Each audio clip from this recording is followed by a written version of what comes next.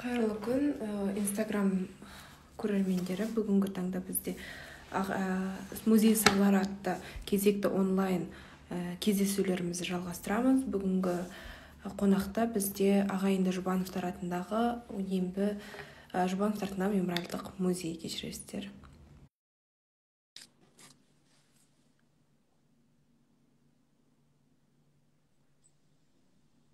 Саламатсыз ба? Қош келдіңіз эфирімізге.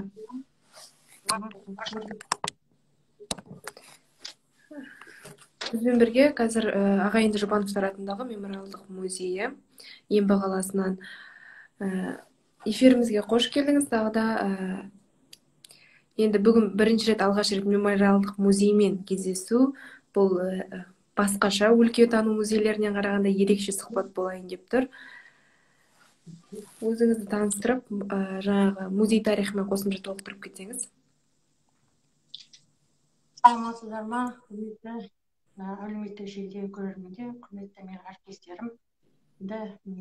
Мен Мұғалжар ауданы Ембі қаласында орналасқан ағайынды Жұбановтар мемориалдық музейінің директоры боламын. Атым Гүлсім Керейқызы Мұхамбетовамын. Енді музейдің тарихына қысқаша тоқталайын. Сұрақ солай болып тұр. Музей негізі облысымызда аудандық музейлердің ішіндегі мемориалдық статусы бар музей біздің ағайынды Жұбановтардың мемориалдық музейі. Мемориалдық музей дегеніміздің өзі, яғни тұлғаларға, олардың ғылымға, өнерге, әдебиетке еңбегі сіңген тұлғаларға арналған музейді айтады мемориалдық музей деп. Сондай ұлттық ғылым мен мәдениеттің арқауына өзіндік үлесін қосқан Жұбановтарға арналған алғашқы мұражай 1983 жылы ақпан айында ол кезде халық депутаттарының шешімімен ашылған екен. Алғашқы музей академигі Ахмета Жұбанова деп. Кейін 99 жылы, яғни ғалым Құдайберген Жұбановтың 100 жылдық мерейтойына орай музейдің атауы өзгертілген. Ол атауды өзгерткен, яғни Мұғалжар ауданының әкімі Беркімбаевтың 111-ші өкімімен. Музей ол кезде барлық қағаздар, құжаттар орысша жүрді ғой. Музей переименован мемориальный музей братьев Жұбановых өкімімен. Енді содан кейін осы 83 жылы ашылғаннан 2009 жылға дейін музей, ол кезде музей кішкентай ғана кәсіптік-техникалық училищесінің жатақхана жағынан 64 ғана шаршы көлемде алатын бөлмелерде орналасқан болатын. Бірақ та сол кішкентай музейдің үлкен тарихы болды. Ол музейге табан тіреп келген қаншама зиялы өкілдер, қауым өкілдері болды. Оны біз мақтан тұтып айта аламыз. Тымат Мерғалиев, Қарша Ахмедияров, Сыздық Мұхамеджанов, Ғазиза Жұбанова, Әзірбайжан Мамбетов, Бибігүл Төлегенова, көп зиялы қауымдар осы табан тіреп келген музей. Мен өзім осы музейде жұмыс істеп келатқаныма біраз жыл болды ғой, бірақ мен сол музейдегі тарих мен әр уақытта дейін өзім мақтан тұтып айтамын. Себебі ол музейдің тарихы үлкен, сондай мақтан тұтып айтар өте көп несі бар, деректер бар. Енді 2006 жылы Ахмет Жұбановтың 100 жылдық мерейтойы ЮНЕСКО көлемінде тойланды ғой. Соған орай музейдің жаңа музей құрылысы басталып, жаңағы қолданысқа 2009 жылы берілді. Бүгінгі күні енді ол типтік жобадағы, облысымыздағы типтік жобадағы бір жақсы музейлердің бірі біздің музей. Заман талабына сай экспозициялар жасақталып, бүгінгі күні өскелең ұрпаққа, қонақтарға өзінің танымдық бағытта жұмыстарын атқарып келеді. Музейдің қысқаша тарихы осы. Рахмет, көп.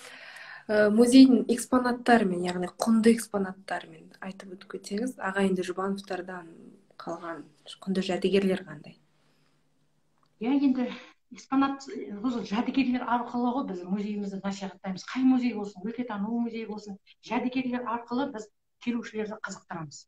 Енді Жұбановтарға арналған экспонаттар, енді мен мақтан тұтып айтамын, Ахмет Жұбановтың өз кезінде киген фрагы. Енді 57 жылдары киген композитор фрагтар. Кезінде ұрпақтары музейге табыстаған екен. Енді және де афишасы бар. 36 жылы Ахмет Жұбановтың гастрольдік сапарда жүргендегі кезінде шығарылған афиша. Ол кезде филармонияның атында болды оркестр. Сол кезде ол афишада Жүсіпбек Елебековтің, жаңағы сыбызғышы Ысқақ Уәлиевтің, Мәлік жаңағы Жаппасбаевтың домбырашы, сосын Жаппас Қаламбаевтың бірқатар жаңағы 8-9 адамның ғана суретінен құралған 36 жылғы афишасы музейімізде сақтаулы. Оны да бізге берген ұрпақтары. Және де Құдайберген Жұбановты өздеріңіз білесіздер, 37 жылы нақақтан жала жабылып, ол кісі тұтқынға алғаннан кейін барлық құжаттары, ғылыми мұрасы бәрі тәркіленді. Ол тіптен бір затты да алып қала алмады. Себебі өзінің жолдасы 6 баласымен ол ауылға кетіп қалған сол кезде балдарын сақтап қалу үшін. Сол әркімде, шәкірттерінде, жаңа таныс адамдарында, редакцияда қалған нелері, еңбектері бүгінде әрі қарай дамытылып, яғни тағылымы зерттеліп, музейімізде көбі Құдайберген Жұбановтың еңбектерінің көшірмелері. Және де көшірме болса да ол бізге өте құнды дүниелер оның барлығы. Және Құдайберген Жұбановтың жаңағы жолдасы, 6 баланың анасы Раушан Оспанқызының өз кезінде тұтынған киімдері, заттары да біздің музейде сақтаулы. Сонымен қатар біз қазір енді Жұбановтардың ұрпақтарына байланысты деректер жинап, соларға байланысты жәдігерлер жинап отыр. Сол біздің бір залымыз ұрпақ сабақтастығы деп аталады. Сол залда Жұбановтардың балдарының тұтынған заттары, ғылыми еңбектері бүгінгі күні біз өскелең ұрпаққа көрсетіп келеміз. Әлде біздің алда көп ізденісетін жұмыстарымыз көп осы жәдігерлерге байланысты. Сұрағыңызға рахмет. Құнды жәдігерлеріміз жаңағы тұтынған заттары, киген киімдері, қолтаңбасы бар еңбектері. Тек Құдайберген Жұбановтың бұл жерде мен ауыз толтырып мақтанышпен айтатыным, 36 жылғы қазақ грамматикасына арналған латын әрпінде жазылған еңбегін 36 жылы баспада басылған латын әрпінде. Соны бізге Қызғалдақ Жұбанова табыстаған. Ол да біздің ғалымның бір өз кезіндегі үлкен еңбегінің бірі, үлкен бір құнды дүниеларымыз. Рахмет, көптен көп. Ембі қаласының тарихына қысқаша тоқталып кетсек, бұл музейдің орналасқан жеріне, яғни. Ембі өзі бір кезінде ашылған кенже аудандардың бірі деп айта аламын. Себебі бірден ол жаңағы не аудан болып құрылған жоқ. Бірінші 1867 жылы бекініс болған екен. Жаңағы Жем өзенінің бойынан жаңағы Ембі бекінісі пайда болды. Содан осы бекініс арқылы Түрксіб темір жолы жүрді ғой. Ташкент жаңағы Орынбор темір жолы. Сонда сол бекініс арқылы біздің үстімізден осы не өтіп, темір жол өтіп, енді сол бекініс станцияға айналып, кейін жаңағы адамдар осы енді тіршіліктің көзі болғасын, жұмыс болғасын, адамдар халық деген шоғырланды ғой біздің өлкеге. Содан 66 жылы Қазақстан Республикасының президентінің жарлығымен халықтың санына қарай, әлеуметтік жағдайларына қарай біздің аудан құрылды. 66 жылы аудан құрылды. 67 жылы жаңағы Ембінің енді бірінші бекініс болды, одан станция болды, одан жаңағы поселок болды. Содан 67 жылы Ембінің атына қала деген статус берді. Бүгінгі күні біз сол Ембі қаласы деп аталады біздің қаламыз. Және де бұл жерде айта кететін, сол 66 жылдан 97 жылға дейін Мұғалжар ауданы болып тұрды. Содан 97 жылы елбасының жарлығымен Октябрь ауданы қосылып, 2 аудан қосылып, бүгінгі күні аудан орталығы бізде Қандыағаш қаласы. Ембінің өзінің кішкене ғана тарихы осы. Бекініс болды, одан кейін станция болды, одан кейін поселок болды, одан кейін қала болды. Қазір біз қала болып қалдық, Ембі қаласы болып. Мұғалжар ауданы, ауданымыздың орталығы Қандыағаш. Рахмет. Тағы да бір сұрақ болса, Жұбановтар құдығы туралы, Қуан құдығы туралы айтып кетсеңіз, аңыз әңгімелер болса. Қуан құдығы туралы айтатын болсақ, енді жаңа тұрмыста біз жылда барамыз, жаңа тұрмыста қайдан ше. Сосын барып Жұбановтардың жаңағы несінен тағзым етеміз, нелеріне барып, бейітіне барып. Сосын міндетті түрде Қуан құдығынан біз су аламыз. Қуан құдығының құдығы сол жаңа тұрмыстың бейітке барар жолдың шетінде орналасқан. Негізі Айман бұл деректерде Қуан құдығы деп кеткен. Енді мен өзім дерегім бойынша 2002 жылы мен осы музейге жұмыс қызметке орналасқаннан кейін орналасқаннан кейін мен осы жаңа тұрмысқа барып деректер жинамайын ба, жұбановтарға байланысты үлкен кісілерді іздеп. Сонда Сағаладдин деген бір үлкен қарт атамыз, ол кезде ол 80-нен асып өткен, сондай бір өзі қызметкер болған, кезінде қызметкер болған. Сол кісі маған өзінің естелігінде бүйтеді, 36 жылы Құдайберген Жұбанов елге келіп, осы тас құдықты қазып, көзін ашып, бастап жасап кеткен осы Құдайберген. Бірақ та деректерде қазір Қуан құдығы деп кетті. Енді мен ұрпақтарынан енді Есет ағайдан сұрап үлгере алмадым. Басқа жаңа жастардан, Жұбановтардың жастарынан сұрасам, олар бұл деректі білмейді екен. Негізі мен өзім ойлаймын, бұл Қуан құдығы да шығар, бірақ менің өзім ойымша бұл кезінде Құдайберген қазып жасап кеткен құдық деп ойлаймын. Енді құдыққа келетін болсақ, бүгінгі күні ол халық бұл құдықтан су ішіп отыр, суы мөлдір, таза. Халық деген халықтың ауыз суына айналып отыр. Былай айтқанда бұл құдық ұзындығы 10 шаршы метрге дейін бар. Сондай жақсы халық қолданып отыр. Бірақ жаңағы тарихи деректерде мен өзім сүйене отырып, өзім сөйлеп ойлаймын. Рахмет. Жұбановтану ғылымына қосатын үлесіңіз, яғни университетте, мысалға, әрбір басқа Букетов университеті болсын, Қарағанды, Букетов тану деген дисциплина, сабақ өткізіледі. Сіздерде қалай өткізу жөнінде, Жұбанов тану деген сияқты? Енді Жұбанов тану деген жылда енді ауданның күндері өтеді ғой. Соған байланысты біз үлкен көрме жасаймыз. Жұбановтарды жаңағы ұрпақтарын шақырып, конференция залында кездесу өткіземіз. Отырғанда енді білесіз, Құдайберген Жұбановтың 120 жылдығы тойланып, үлкен конференция болды университетте. Ұрпақтары келді. Біз де сол конференцияда көрме жасап, ұрпақтармен кездестік. Әрине, олар бізге тапсырма берсе, тапсырмасын біз орындауға тырысамыз, және керекті бізге деректер болса, біз Жұбанов университетіне міндетті түрде Жұбанов тану зертханасы бар ғой, сонымен хабарласып, өзіміз мағлұмат алып тұрамыз. Жақсы, рахмет. Жұбанов энциклопедиясы шығуы мүмкін бе? Жұбанов энциклопедиясы негізі Әбіш Кекілбаев атамыз, ағайымыз, академик, жазушы кезінде бүйтіп айтып кеткен екен. Ұлттық энциклопедияның өзіне 7 Жұбановтың есімі кірген екен. Ал олардың ізін қуып кеткен бұл қанша жаңағы нелер бар, ұрпақтары бар деген. Мен ойлаймын, болашақта Жұбановтардың өзіне тек дара, оларды кішігірім академия десе де болады деген екен. Сол Жұбановтардың академиясына арналған бір энциклопедия шығу керек деп ойлаймын. Себебі Жұбановтардың бүгінгі күні әлемде айтсақ, біз қандай бір тұлға, композитор, аламда айтсақ қаншама ол өзі бір Алаштың алтын асығы деген атқа ие болған, қартқырлықты өзінің дирижерлік кәсібімен бағындырып жүрген үлкен музыкант мысалы. Ал оның сурет жағынан, жаңағы не жағынан, басқа да музыка, өнер жағынан әлде де дамып жатқан қанша жұбанышылар бар, ұрпақтары. Болашақта ол үлкен энциклопедия шығу керек та деп ойлаймын. Қолға алуға ондай бір ұсыныстар жоқ па? Енді біздерден мысалы ұсыныс болғанда, біздер керек деректер болса, Жұбанов университетінің өзі бізден бір қатар деректерді біздің музейден алады. Мысалы мектептің оқушылары өнер саласында болсын, бұл қазақ тілі ғылым саласында болсын, бір олимпиадаға бір нәрсеге қатысатын болса, міндетті түрде біздің музейге келеді. Бір қатар біздің кітаптар, бізде материалдар бар жинақталған. Содан олар керек құжаттарын алады, пайдаланады. Енді әрине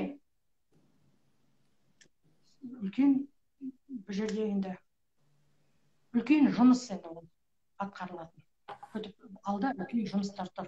Ізденіс жұмыстары, ғылыми тұрғыдан да әлі Жұбановтардың ашылмаған қырлары бар деп мен айтамын.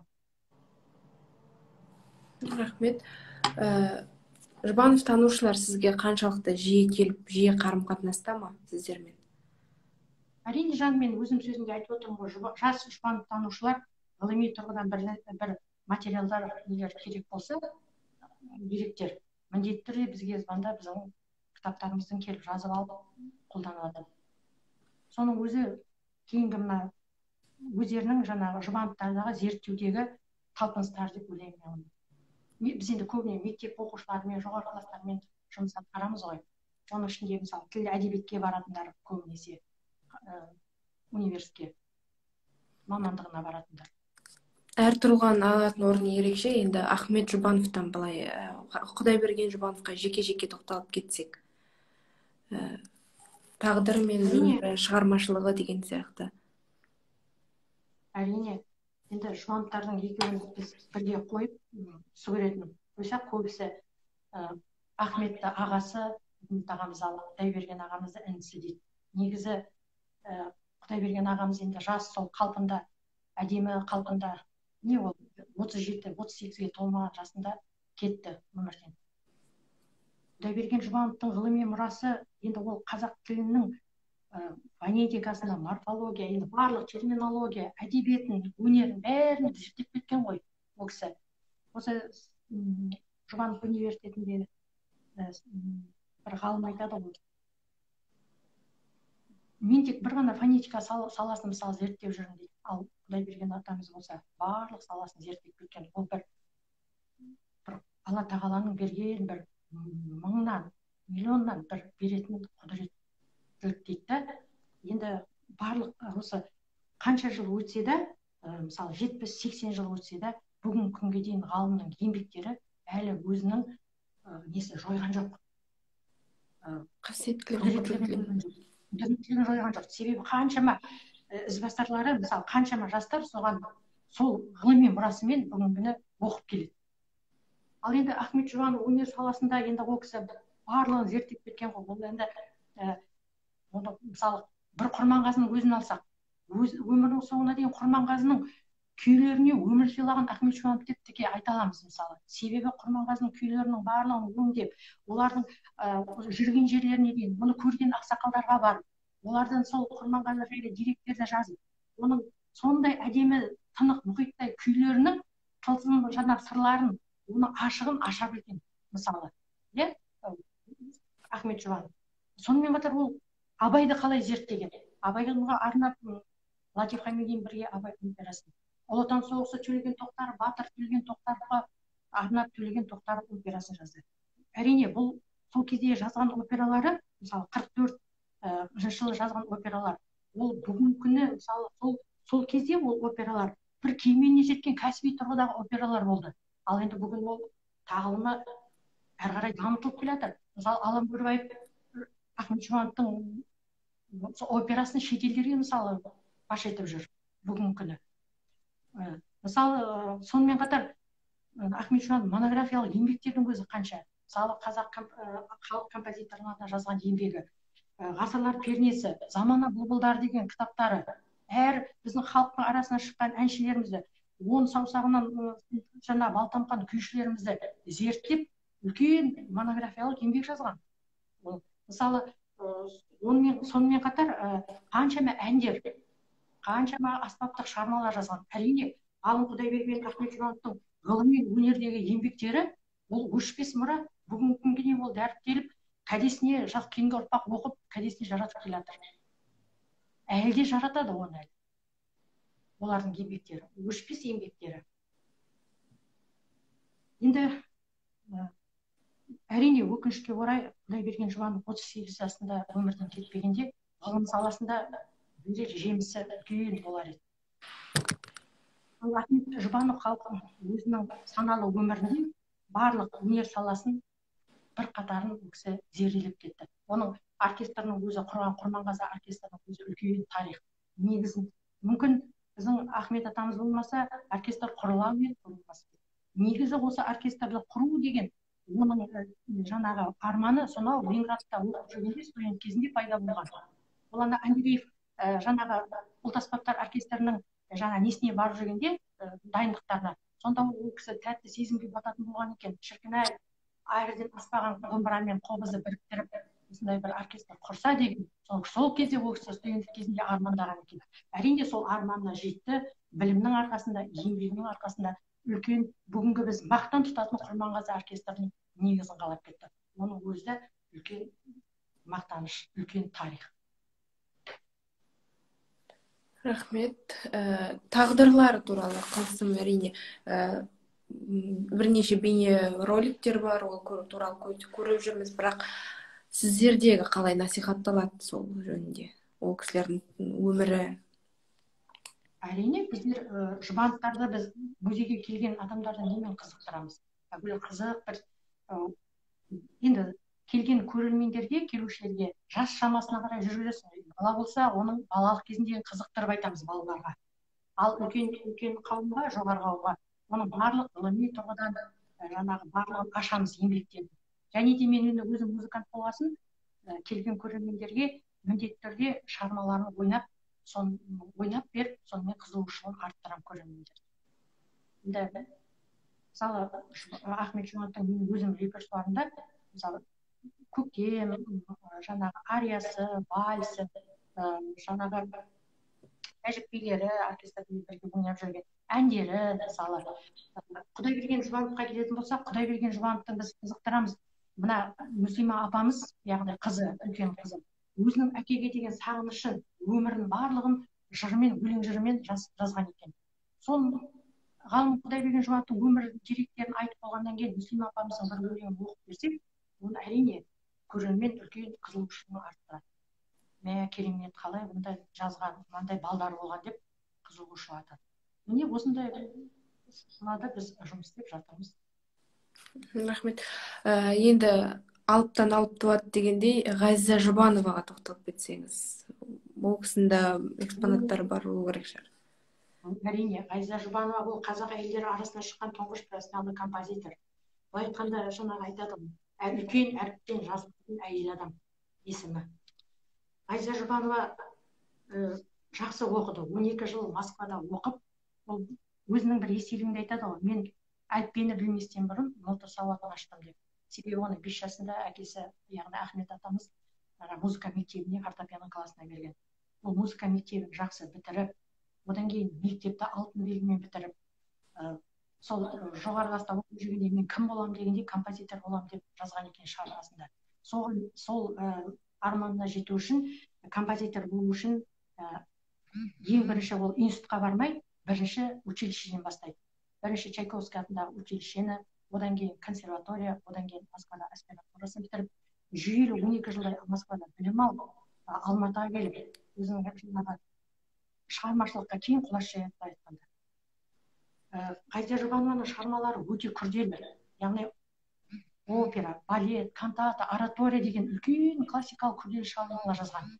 Бірақ та әр шығармада Ғазиза Жұбанова нені ұмытпады? Ұлттық музыкамызбен классикалық музыканы ұштастыра білді.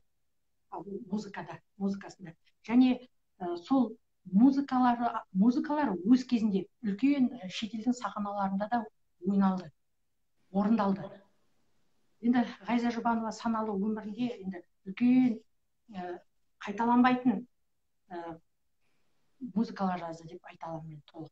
Себебі ол кісінің күрделі де әрі жаңағы тылсым сырларының бояуы анық. Біз білмейтін бір сырларды, жай адам түсіне білмейтін сырларды ол кісі музыкаға қоса білді. Енді Ғазиза Жұбанованың еңбегі өте зор. Музыка, өнер саласында.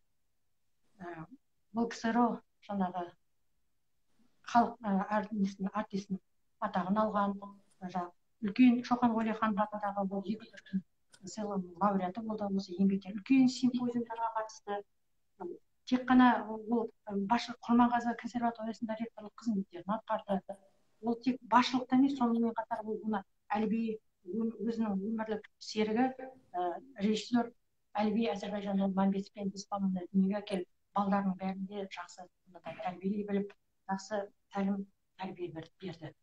Соның ішінде мысалы Әлібиі жаңағы 2 қызы, Әліби мысалы музыка саласында кетсе, оның ішінде Әліби композитор, анасының жоқтығы. Ал қыздары Дина және қалып отырмын жаңа Анар, олар музыка саласында мүмкін сабақ береді академияда, пианинодан. Өздері консерваторияны бітіріп, бүгінде енді шәкірттерді оқытып, өнерге баулып жүрген жандар. Ал тек Адай басқа салада ғана кеткен екен, кіші ұлы. Ол жаңа бизнес саласында. Бірақ та Әліби әзірбайжанұлы өмірден өткеннен кейін ағасы адай бүгінгі күні Алматыдағы жаңағы Ахмет Ғайса Жұбановтардың ғылыми мұрасы, пәтер мұрасын басқарады екен.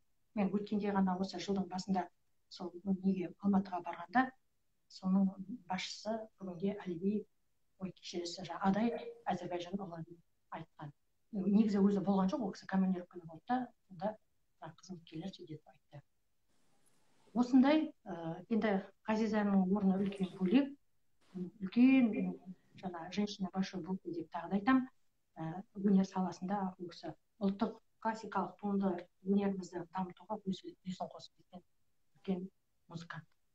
Мына жерде сұрақ келіпті көрерменнен, Жұбановтар әлемі орталығымен байланыс бар ма? Ондағы музеймен байланыс қандай деген? Жұбановтар әлемі негізінде осыдан 1-2 жыл бұрын ашылғанда мен өзім барып тікелей соған көмектестім ашылуына. Музейдегі бірқатар дүниелердің көшірмелерін апарып, фотосуреттер, тағы бірқатар афишалардың көшірмелерін апарып жасақталдық музейді. Және онда сол кезде Мадина деген, Маратовна деген қазір филармонияның несі Қазақ ұлттық аспаптар оркестрінің дирижері, сол кісі сол кезде Алматыға барып, өзі бірқатар дүниелерді алып келген Жұбановтарға байланысты. Солардың бәрін ұштастырып, музейді жасақтап, елбасы сол музейді ашты. Бүгінгі күні енді біздер олармен тікелей хабарласып жатқан жоқпыз, бірақ алдағы уақытта келесі облыс көлемінде өткізілетін бір шараны амандық болса біз сол жақта өткізуіміз келіп отыр, биыл амандық болса бір шараны. Жұбановтар әлемі. Жақсы, рахмет. Және де тағы қателеспесем, сіздердің музейлеріңізде 5 залдан тұрады екен. Қандай залдар екенін таныстырып өтсеңіз? Жұбановтардың туған несіне ауылына арналған Ақжарым алтын бесігім, Құдайберген Жұбановқа арналған қайталанбас тұлға, Ахмет Жұбановқа арналған ғасырлар пернесі және ұрпақтарына арналған ұрпақ сабақтастық атты залдар бар. Сосын және біздің бір залымыз көрермендер жаңағы біздің концертіміз өтетін үлкен концерттік залымызда, олда үлкен жаңағы нелермен, жәдігерлермен жасақталған. Осындай зал, өзіміздің залымызда сабақтарымызды қалқадарымызше сол залда өткіземіз біздер. Ал егер болмаса, үлкен аудитория керек болса, онда мектептердің залын сұрап, мектептерге өткіземіз. Тағы да мынандай сұрақ келген, келушілерді қалай қызықтырасыздар деп мана айтып өткен болатынбыз. Қысқаша тағы да айтып өтіп кетсеңіз, көрермен жай қосылған секілді. Енді көрермендерді біз жаңа айттық қой, қызық, жаңа жас шамасына қарай жақсы өмірлерінің бір қызғылықты айтып тарихын және жаңағы шығармасын ойнап қызығушылығын арттырамыз. Сол әрине музейдің жаңағы экспонаттарды әдемілеп жеткізіп және оны жақсылап айтсаң ғана оны жақсы көрермендердің қызығушылығы арттырады. Онсыз да әр экспонат музейге келген қонақтардың, адамдардың бірінші қарайтын экспонат қой. Экспонаттың жақсы болып, оның тарихын жақсылап тұрып айтсаң, әрине әр көрерменнің қызығушылығы артады. Сіздерден жаңағы Жұбановтарға қатысты бөлек басқа тұлғалар туралы бар ма тарих? Жұбановтар әлемінің мемориалдық музейінен көре аламыз ба? Мысалы, сіздерде Димаш Құдайберген деген сияқты атақты қазір әлем әншісінің. Әрине, бізде жылжымалы көрме деген болады ғой. Мысалы, біз деректерді жинаймыз да, сабақ өткізуіне қарай оны жасақтаймыз. Көшпелі көрме дейміз ғой. Көшпелі көрмеге байланысты біз тұлғаларға сабақ жүргенбіз. Бүгінгі күні біздің кімге арналған иллюзия әлемінің жаңағы шебері жерлесіміз Сұлтанғали Шүкіровке арналған бізде экспозиция бар. Енді ол экспозиция кезінде жаңағы мәдениет қайраткері жолдасы әкеліп, осы Алматыдан әдейі әкеліп бізге табыстап, оның ашылу салтанатын өткізіп, бүгінгі күні біз экспозицияға жасақтап қойдық. Ғажайып әлем иесі деген. Және де әрине біздің негізі біздің мұғалжар өңірі өнер жырды дәріптейтін азаматтарға бөлінуде ғой. Мысалы басында Ахмет Жұбанов, Айза апамыз тұрса, жаңағы одан кейін Бейбіт Оралұлы, Қабилолла Тастанов, Қанат Айтбаевтар, Сәлима жаңағы күйші апамыз бар, Жұбановтың. Сонау Жұбанов келгенде 66 жылы 6-шы курста оқып, сол кезде алдына Жұбановтың бүйгейін тартып берген. Бүгінгі күні біз мақтан тұтып айтатын менің де бірқатар өнерге жаңа баулаған сол кім Сәлима апамыз күйші. Және Қанат Айтбаевтарды да біз мақтанышпен айтамыз. Біздің өңірден Қанат Айтбаевты айтқанда біз әрине Димашты да үлкен мақтанышпен айтамыз. Барлығына да біз деректер жинап, сабақ болғанда оның бәрін экспозицияға көрсетеміз, көрмені. Рахмет, көрермендерден сұрақ болмаса, бүгін Жұбановтар әлемімен танысқандай болдық. Келе жатқан ораза барлықтарымызға қабыл болсын. Әрине, біз сіздерден енді күтетініміз энциклопедия, Жұбановтану ғылымына үлкен үлес қосып жатырсыздар. Энциклопедияның жарық көруіне бұйырса, сондайға жете енді. Рахмет. Сұрағыңыз болса қоя беріңізші, мен сізбен мықты сөйлескім келіп отыр. Негізі насихаттау жұмысын мен айман айтып кетейін, осы жерде рұқсат болса. Енді тарихи өлкетану музейінен салыстырсақ, біздің енді музейіміздің жұмысы өзгешелеу ғой. Сол себепті мен мына насихаттау жұмысын, мен Жұбановтарды насихаттауда мен барлық мына алыс елді мекендерде оқушыларға, Жұбановтардың туған ауылы, басқа аудандарға, және мен оңтүстік Қазақстан қолын сүйген музейіне және Нартай Бекежановтың музейіне барып, дәріс сабақтарын жүргіздім.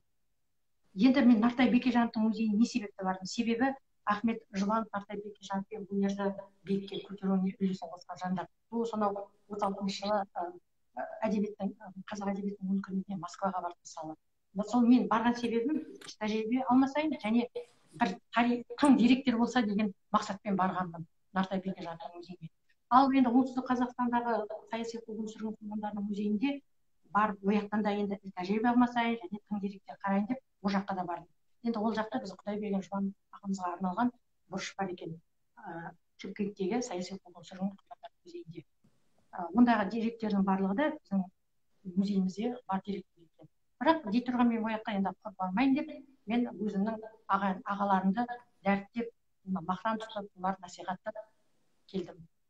Деп өткіздім. Енді ол алдағы уақытта мен енді жоспарлап отырмын, тағы да осындай облыстарға шықсам, насихаттасам деген менде алдымда бір жоспарлар бар. Енді оны уақыт еншісінде бар. Бұйырса Жұбанов университетінде 85 жылдығы келе жатыр алда. Олар бізге хабарласатын мүмкіндік болса көмектесеміз оларға.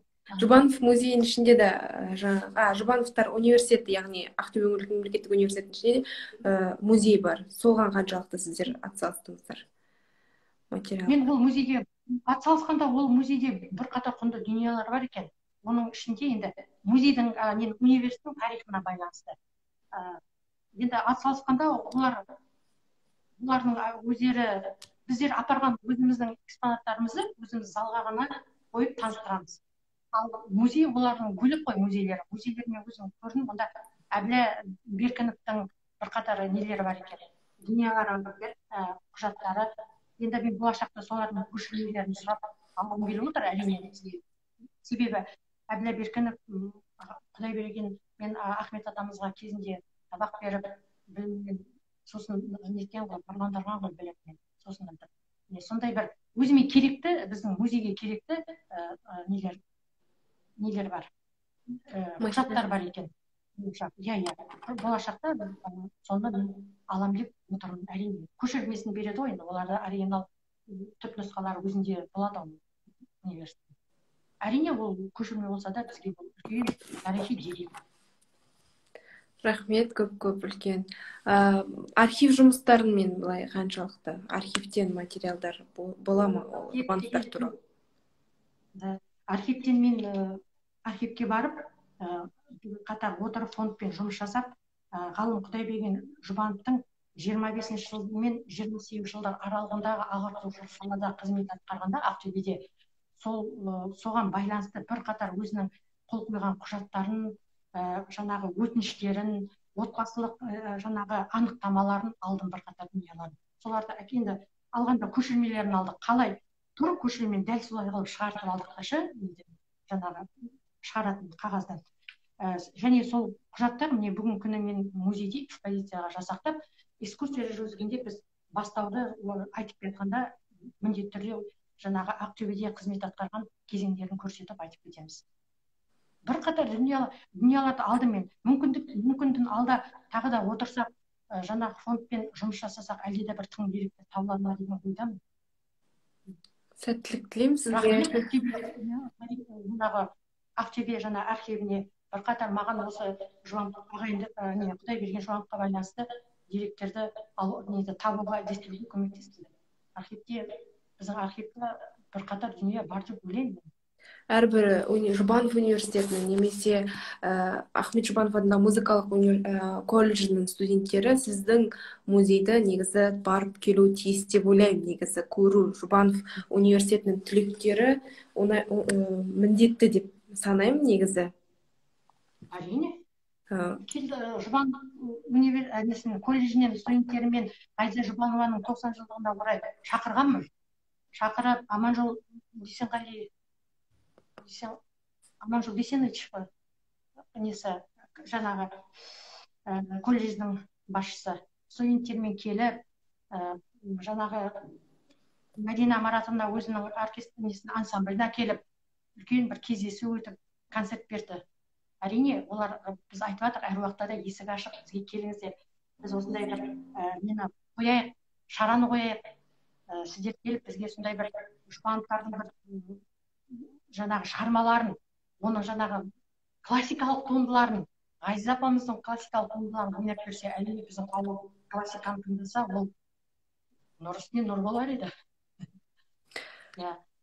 Байланыстамыз, олар амандық болса, біз оларға ұсыныс жасадық, олар бірінші жолды ашып бізге келіп кетті. Алдағы уақытта тағы да келек әлі хабарласамыз, шараға қойып өткіземіз шараға деген ниеттемін. Рахмет, сізге мынандай тағы бір сұрақ келіп тұр. Мүмкіндік болса, Састырнаймен өнеріңізді көрсетсеңіз дейді. Састырнаймен мен бүгін енді үйден сөйлесіп отырмын сізбен. Састырнай жұмыста, амандық болса онлайн арқылы мен бір қоныс тартып беремін деп ойледім осы өзімнің әріптестеріме. Ол да болар, амандық болса. Енді мен бүгін Састырнай әкелген жоқпын. Бірақ енді мен Састырнай емеспін, Састырнайшы емеспін. Бірақ өскелең ұрпақты қызықтыру мақсатында, музейге деген қызығушылығын арттыру мақсатында жетігеннен кішкене шығармасын ойнаймын, Ахмет Жұбановтың Састырнайдан ойнаймын. Қобыз енді өзімнің ол енді Ахметжан Бағдәулетовтің кезінде Нәсу апайдан бітірдім ғой. Ахметжан Бағдәулетов Ахмет Жұбановтың шәкірті, мен мақтан тұтамын, Ахмет Жұбановтың шәкіртінің шәкіртімін деп. Сол Ахметжан Бағдәулетов ағайдан бірқатар үйренген дүниелерімізді бүгінгі күні өскелең ұрпаққа тартамыз. Тарту етіп. Рахмет. Маған сұрақ болса, қоя беріңіз. Көрермендерден сұрақ біткен секілді. Негізі сіздерге сәттілік тілеп жатыр. Көбінесе өте жақсы хабар жүріп жатыр. Ағайынды Жұбановтар музейіне алдағы уақытта сәттіліктер тілейміз деген. Сіздерге ұл болсын, апай, сізге үнемі ізденіс үстінде музей жинаған жетістігін насихаттап жүрсіз. Шығармашылық табыс тілеймін деген екен. Сізге тағы да көп рахмет, мол мағлұмат бердіңіздер деген, өте тамаша сұхбат болды деген, сізге алғыстарын айтып жатыр. Рахмет көп сізге осылай облыстық музеймен келісіп, бізбен эфирге шыққаныңызға бүгінгі ерекше күн үшін. Себебі бүгін бұйырса алдағы келе жатқан ораза барлықтарымызға қабыл болсын, арафа күнінде барлық жақсылықтар болсын деп тілеймін. Еліміз аман, жұртымыз тыныш, жақсылықта енді жолығайық, жүздесейік. Рахмет. Сізге де шығармашылық табыс тілеймін, еңбектеріңіздің жемісін көріңіздер. Әумин, жақсы, сау болыңыз. Мәдениетіңіз көркею берсін деп ниеттемін, көркею ниетіндемін. Рахмет. Рахмет, сізге де рахмет.